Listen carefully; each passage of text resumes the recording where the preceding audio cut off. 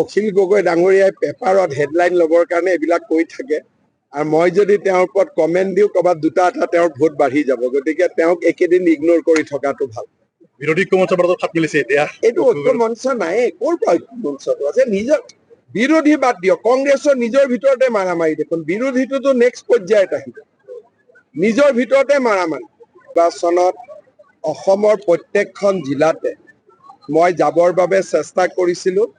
মাজুলীত যাব নোৱাৰিলোঁ বাকী সকলো জিলাতে গৈছোঁ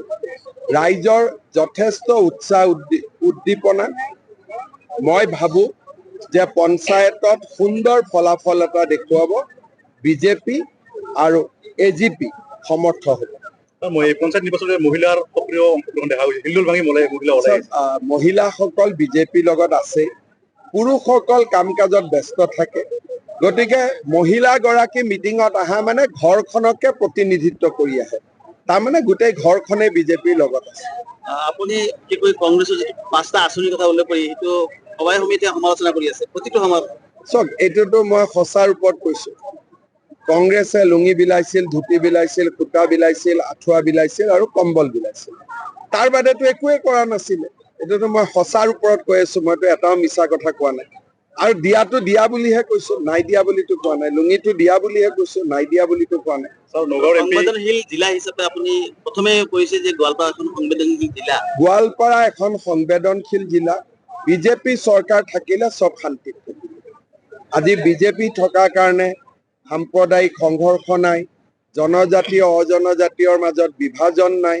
অসমীয়া ভাষী বঙালী ভাষী হিন্দী ভাষীৰ মাজত কাজিয়া নাই বিজেপি যেতিয়ালৈকে থাকিব অসমত সুন্দৰ শান্তি আৰু সমৃদ্ধিৰ সম্প্ৰীতি সমন্বয়ৰ এটা পৰিৱেশ সকলোকে মই অভিনন্দন জনাইছোঁ কেইখনমান জিলাই 100%টো পাছ কৰিছে সকলোকে মই অভিনন্দন জনাইছোঁ আৰু ৰিজাল্টটো খুব ধুনীয়াকৈ সময়মতে দিয়াৰ বাবে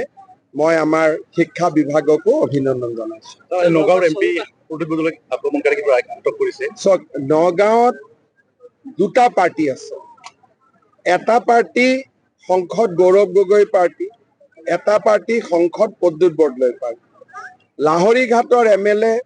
এওঁলোক গৌৰৱ গগৈ পাৰ্টি আৰু প্ৰদ্যুৎ বৰদলৈৰো এটা নিজা পাৰ্টি আছে ইমদাদুল বোলা যিজন ল'ৰা তেওঁ দাবী কৰে যে তেওঁ টিকেটৰ কাৰণে প্ৰথমতে 30 লাখ টকা দিছিল পিছত 30 লাখটোৰ জাগাত কোনোবাই 50 লাখ টকালৈ টিকটটো বেলেগে পালে তাৰ কাৰণে মাৰামাৰি হ'ল কাজিয়া হ'ল কংগ্ৰেছে চামুগুৰিটো নিজে নিজৰ ভিতৰত কাজিয়া কৰে ঢিং ৰূপহীটো কাজিয়া কৰে আৰু আমাক বদনাম কৰে সেইকাৰণে মই এতিয়া কংগ্ৰেছতে ইয়াতে ৰচিদ মণ্ডল আৰু একে ৰচিদৰ মাজত ধুমাধুম কাজিয়া বদনামটো আমাৰ হ'ব মাৰামাৰি কৰিলে এওঁলোকে দিল্লীৰ হাইকমাণ্ডে বহি কংগ্ৰেছৰ মাজত কাজিয়াটো নোহোৱা কৰিব লাগে নহ'লে কেতিয়াবা মাৰামাৰি হ'ব গুলিয়াগুলি হ'ব আমিতো দুটাত জিকিলোৱে গতিকে মোৰ মতেদি গোৱালপাৰাত আমি সুন্দৰভাৱে এইবাৰ জিলা পৰিষদ গঠন কৰিম বেছি কষ্ট নহয়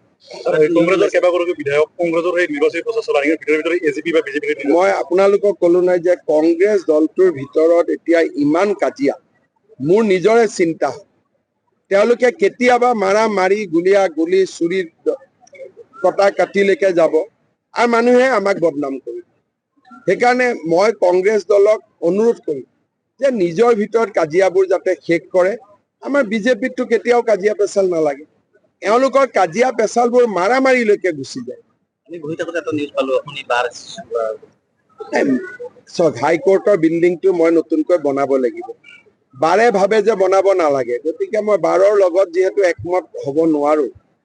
আৰু চৰকাৰৰ মুখ্যমন্ত্ৰী হিচাপে মই চৰকাৰৰ কাম কৰিব লাগিব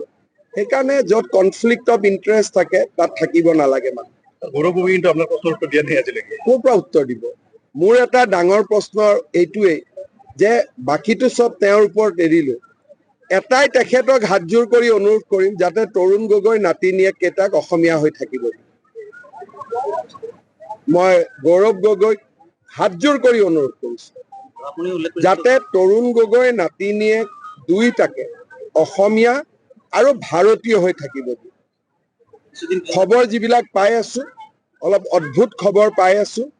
কিন্তু মই ভগৱানৰ ওচৰত প্ৰাৰ্থনা কৰিম যাতে গৌৰৱ গগৈয়ে এবাৰ সাংবাদিকক কৈ দিয়ক যে মোৰ ল'ৰা ছোৱালী দুয়োটাই ভাৰতীয়, দুয়োটাই অসমীয়া, মুখ্যমন্ত্ৰী এইবোৰ ভুল কথা কৈছে, মুখ্যমন্ত্ৰীক মই বেয়া পাইছো, মুখ্যমন্ত্ৰী বেয়া মানুহ,